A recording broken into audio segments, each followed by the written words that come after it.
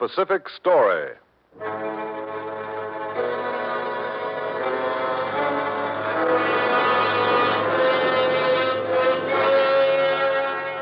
In the mounting fury of world conflict, events in the Pacific are taken on even greater importance. Here is the story of the Pacific and the millions of people who live around this greatest sea. The drama of the peoples whose destiny is at stake in the Pacific War. Here, as another public service, is the tale of the war in the Pacific and its meaning to us and to the generations to come.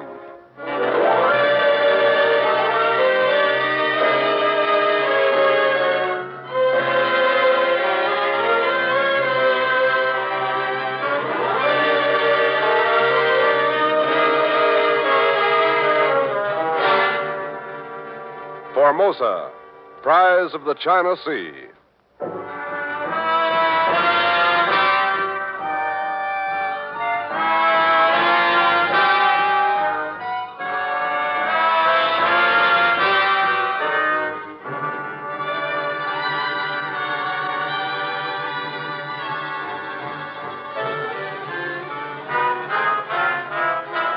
The Japanese call Formosa the stone aiming at the south. From Formosa, they launched their attacks on the Philippines, Malaya, and the Netherland Indies. From this springboard, this stone aiming at the south, the Japanese drove the Americans, the British, the French, and the Dutch out of the Southwest Pacific.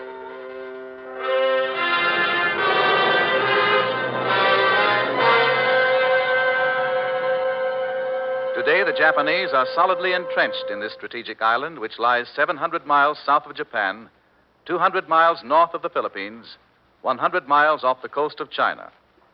European powers first saw the value of Formosa in the 17th century. The Portuguese called it Ilha Formosa, beautiful island. The Dutch established a base on its southwestern shore. Then the Spaniards built a fort at Keelung on its northern shore and built another in its northwest. It was in 1641 that the governor of the Spanish fortress at Keelung received... All three of those Dutch ships had their guns trained on us here in the fort, Governor Portillo. They have come here for trouble. They sent that boat ashore nearly an hour ago, sir. If those Dutchmen have come here for trouble, we shall give it to them. Every man is at his post. The guns are loaded. Keep a close watch on them, and let me know if there is... See who it is. Who is it?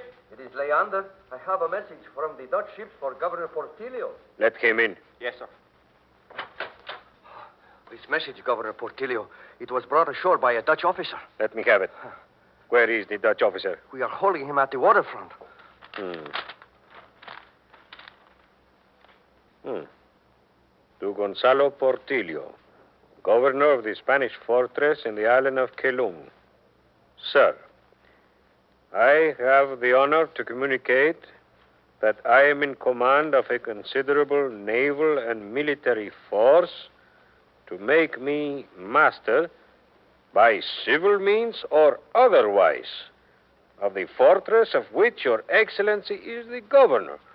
The insolent wretch. He seemed very determined, sir. Quiet. That presumptuous fool.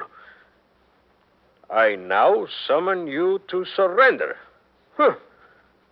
If Your Excellency is disposed to deliver the fortress to me, Your Excellency and your troops will be treated well. But if Your Excellency feigns to be deaf to this command, there will be recourse to arms. I hope Your Excellency will give consideration to this letter and avoid the useless effusion of blood. And I trust that without delay, and in a few words, you will make known to me your intentions. May God protect Your Excellency many years. Sign, Paulus Tradenius. That's what he said, that they want us to surrender. Quiet. Surrender? Why? And to whom? Salazar. Yes, sir. Have you your quill and paper ready? Yes, sir. Yes, sir. Take this to the, to Paulus Tradenius. You have that? Paulus Tradenius. Yes, sir. Sir, I have duly received your communication, and in response, I have the honor to point out to you that as becomes a good Christian who respects the oath he has made before his king, I cannot and I will not surrender the fort. I am accustomed to find myself in command of great armies, and I have engaged in numerous battles in Flanders as well as other countries. And so I beg of you not to take the trouble of writing me further. May each one defend himself as best he can. That's all. No. Add this. May the Lord have mercy on you. Is that all, sir? Yes. Write it. I shall sign it. We will let the Dutchman know that he will not... The Dutch ships bombarded the fort and landed a small number of troops. But the Spaniards threw them back. The Dutchmen sailed away. But they did not give up. 18 months later, they came back. All pieces loaded, sir. Stand by! Stand by! Broadside! Fire! Fire! Direct hit on the fort! Load all pieces! Load all pieces! All together! Lieutenant Sotenga. Yeah, orderly. Captain Den Hadvig wishes to speak with you at once. Very fair. At once.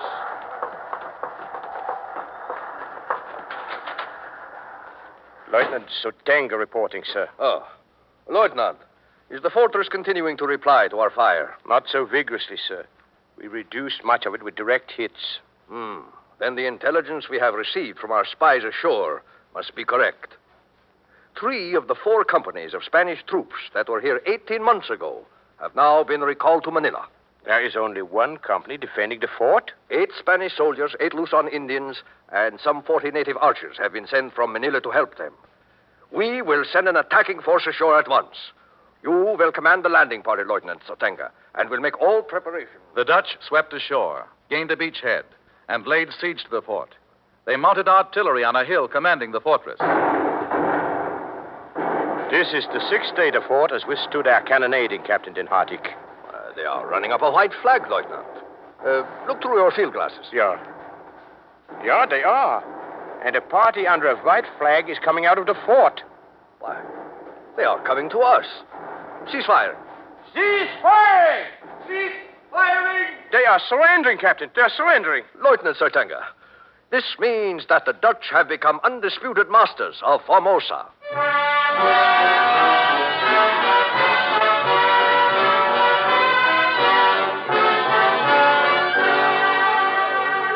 The Dutch took over Formosa.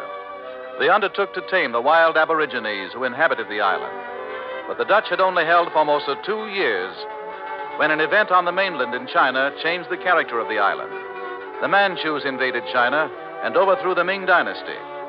100,000 Chinese fled to Formosa. These Chinese were to be an important factor when the Chinese Napoleon, Koxinga, invaded Formosa 18 years later.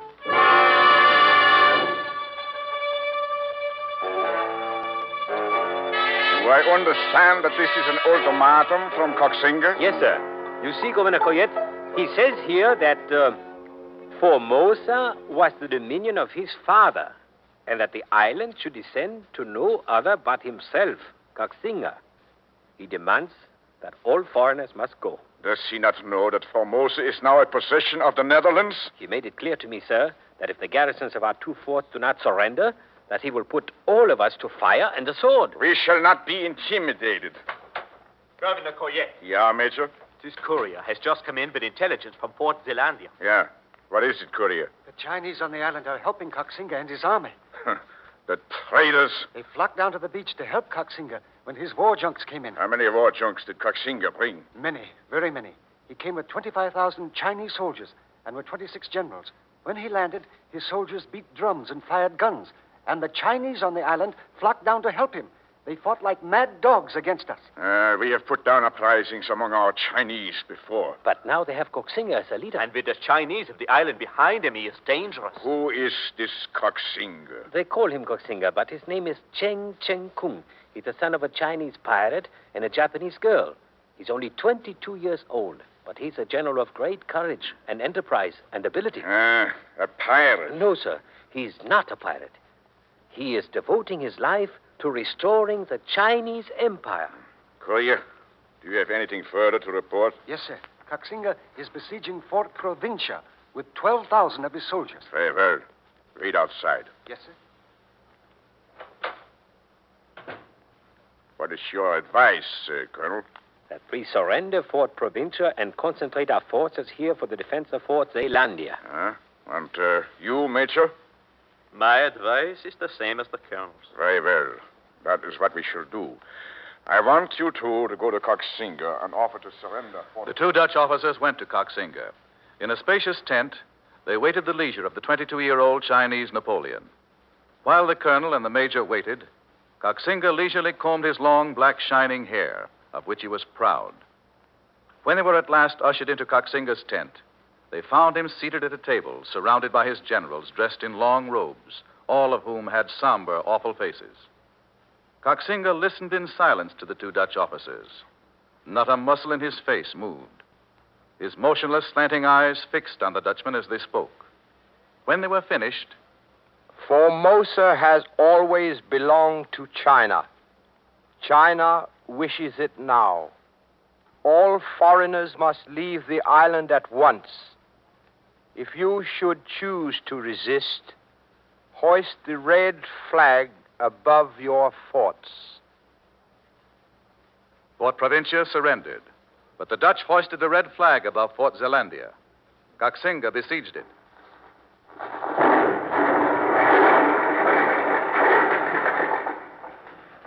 Governor Coyette. Yeah, Colonel? Coxinga's bombarding us at the weakest points in the fort. How could he know where that is? I don't know. He has set up batteries on 3 hills. At this rate, he will reduce the fort completely. How long can we resist, Colonel? Not very long, sir. If Coxinga should advance now, we would not be able to stop him. We only had 2,200 soldiers, and our casualties have been high. Then further resistance is useless. Order cease firing, Major. Cease firing! Hold down the red flag and hoist the white one. Yes, sir. Colonel, send a message to Coxinga and we will hand over the fort.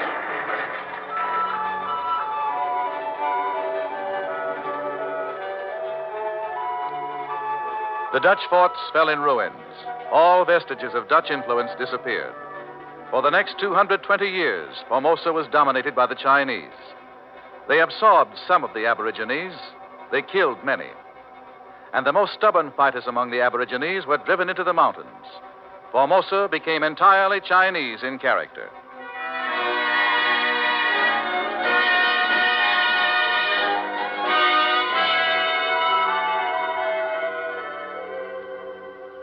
But in the passing years, other eyes were on Formosa.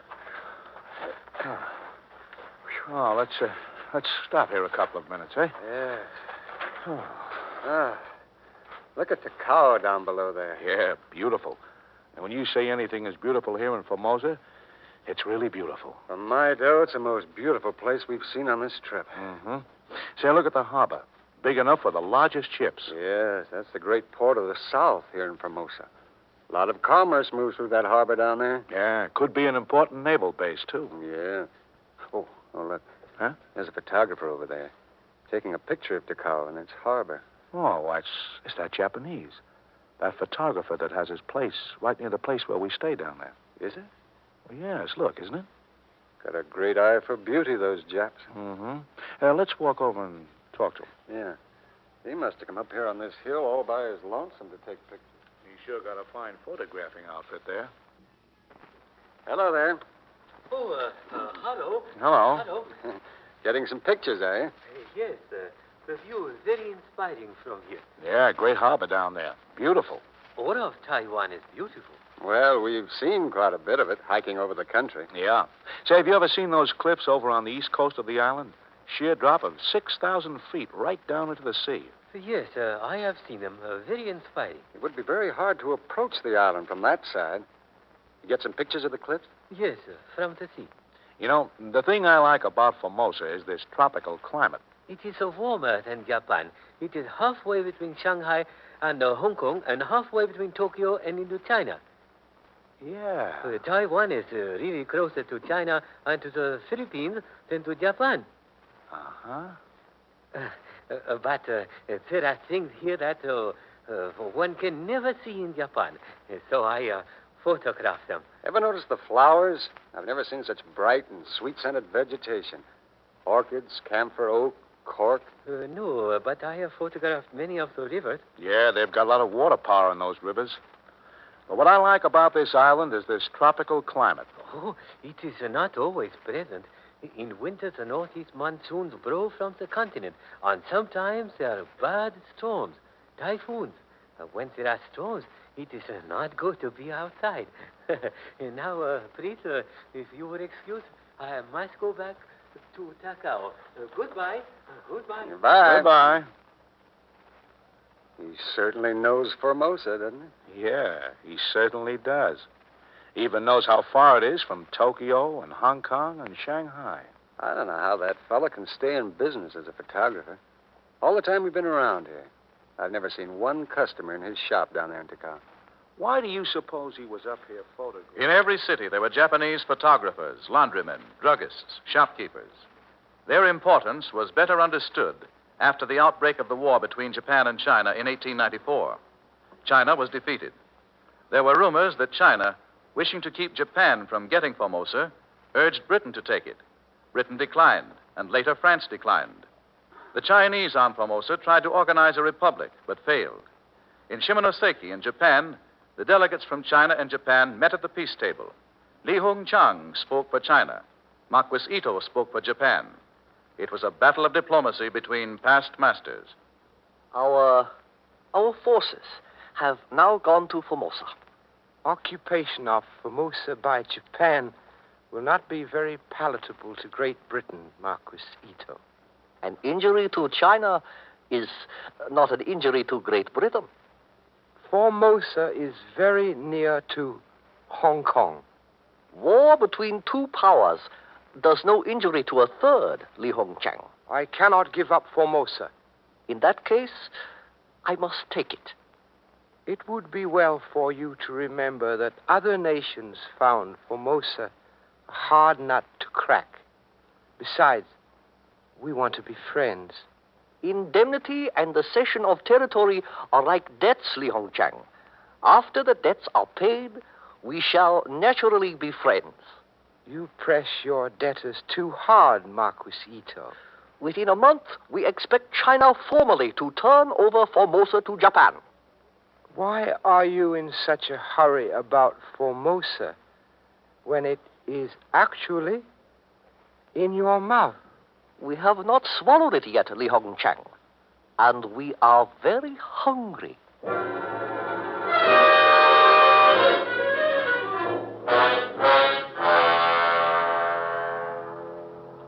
Formosa became Japan's first colony, her first possession outside of the islands of Japan. It marked the crystallization of the Japanese policy of expansion, and so they fittingly called it the stone aiming at the south.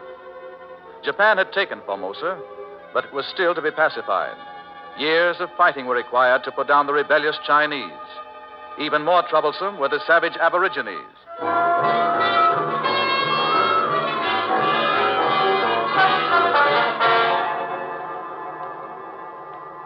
Lieutenant Kozuo, what happened to the last two men at this post? They were killed by the savages.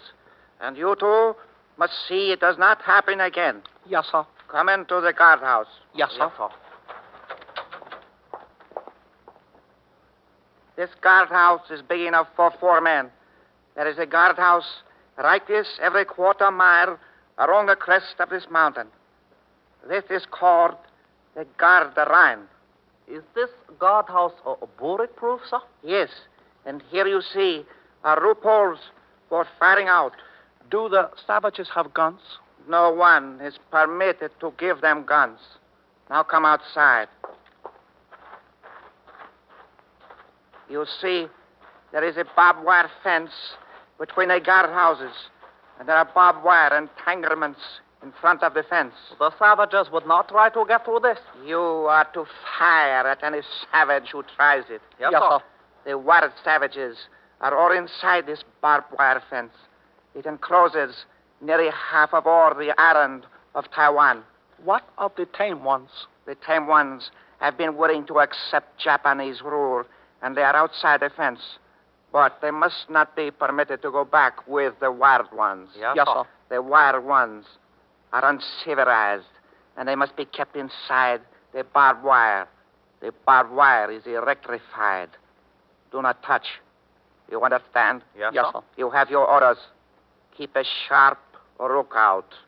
I will return at regular intervals. Yes, sir. Yes, sir. You keep watch on this side of the guardhouse. I will watch on the other side. Yes. And remember, you are to fire at any savage that tries to get through the barbed wire. The wild Aborigines are headhunters. They are courageous and formidable, and they know the Japanese well. Although the Japanese have enclosed them in the mountain fastness of Formosa, they prefer this to yielding to the Japanese. This post is deserted. Where are the guards of this guardhouse, Lieutenant Kazuo? I posted them here, sir, and gave them their orders. Where are they? Perhaps they are out along the barbed wire. We will soon see.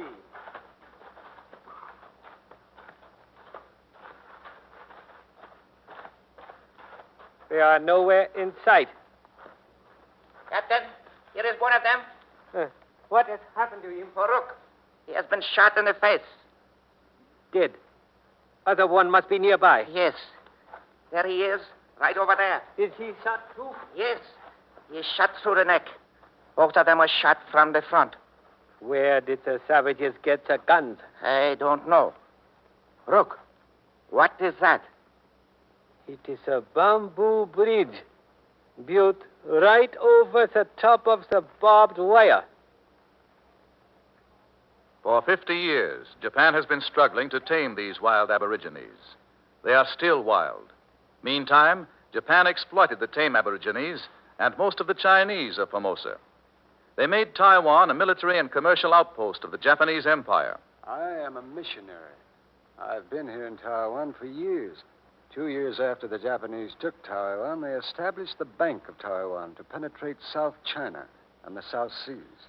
And that was one of the reasons for calling Formosa the stone aiming at the south. Yes. Within the next few years, they established branches in Amoy, Hong Kong, Bangkok, and all through Malaya. They were looking to the south. What of the industries? All the important industries of Formosa are government monopolies. The government has a monopoly on opium, on camphor and salt, on tobacco, and even on liquor.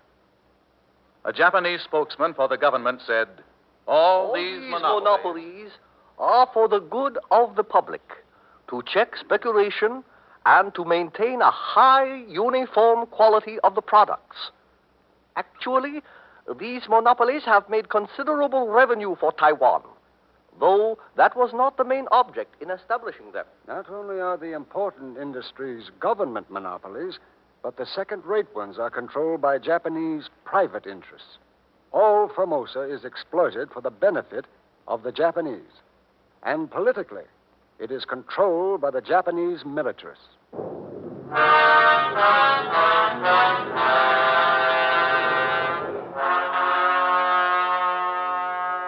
To the militarists, Taiwan was a strategic jewel. Keelung in the north and Takao in the south, they developed into ports to accommodate great ships. Keelung in the north, they fortified. Takao in the south, they developed as a springboard to the south. Takao is nearer to Manila than to Yokohama, and it was from here that the Japanese landed in the Philippines in their drive on Manila. Crisscrossing Formosa, they built a system of communications in order to move troops to any point without difficulty. And in the Pescadores Islands between Formosa and China, they built their great military port at Mako and cloaked it in secrecy.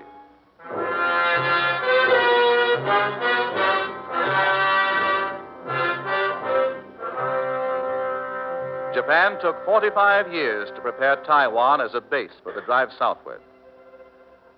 But they never completely subjugated the Chinese. In spite of the repressive measures of the Japanese government, millions of Chinese retained their language, religion, and their will to be free. Now that Japan is at war with China, we Chinese here in Taiwan will be watched closer than ever before. It was logical that the Japanese should dissolve our organization after the Marco Polo Bridge incident. It does not matter. They can drive us underground. But there are 5 million of us here who are potential enemies. More than just potential enemies. Now we must unify all the revolutionary parties in Taiwan. Yes. We must have a united front. We are stronger than ever before. The groups that once were moderate now see that all of us must take direct action. Yes. And let us all see that if Japan defeats China, that Japan will do the same with all China as she has done with Taiwan. She will exploit it economically and will use its position and resources for still further aggressions. Li Pu Yang, will you outline the aims of our united organization? Yes. As Chinese, we have a great task to do here in Taiwan. As a united movement, our aims will be, first and foremost, to disorganize Taiwan's production and communications. Second, to strengthen the anti-Japanese... First and foremost, to disorganize Taiwan's production and communications. From the time of the Japanese attack on China in 1937, the Chinese underground in Formosa dedicated itself to this destructive task.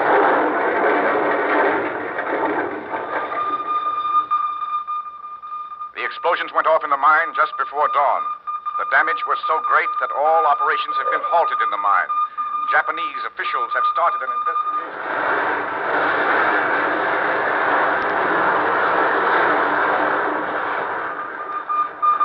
Flames and billowing smoke are rising nearly a mile into the sky. The entire field of oil wells has been crippled, and no clue to the start of the fire has been found. Efforts are being made now.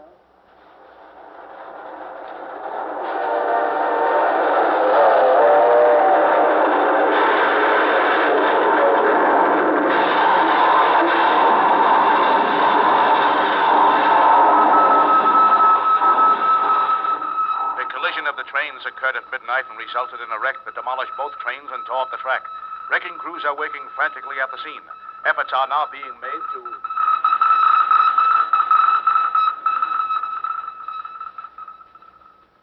The Japanese form a small part of the population of Formosa, and across the narrow straits lies old China, still unconquered, still fighting. Today, as the tide of the war in the Pacific rises higher and higher, the Chinese in Formosa have, for the first time since 1894, reason for encouragement. Today, the Japanese on Formosa are facing a rising tide of sabotage and violence. The attitude of the Chinese in Formosa is clearly set forth in the statement of Li Yupang, leader of the Formosan Revolutionary League.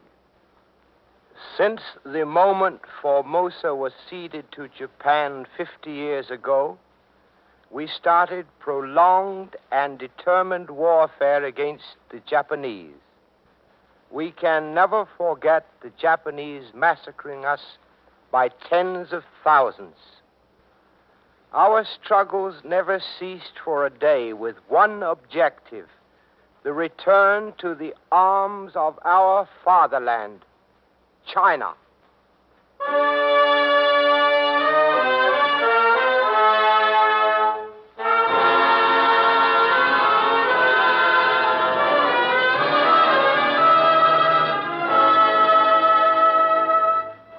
For 300 years, since the struggles between the Spanish and the Dutch, Formosa has been the prize of the China Sea.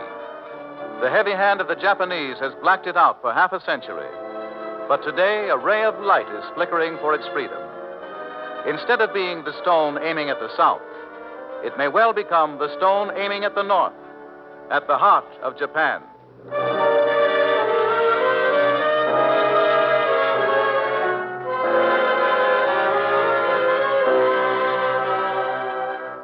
You have been listening to The Pacific Story, presented by the National Broadcasting Company and its affiliated independent stations as a public service to clarify events in the Pacific and to make understandable the cross currents of life in the Pacific Basin.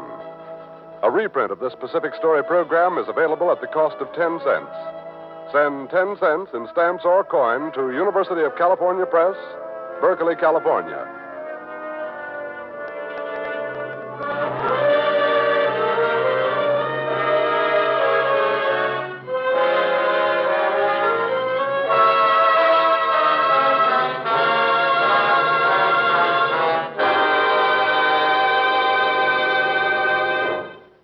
The Pacific Story is written and directed by Arnold Marquis.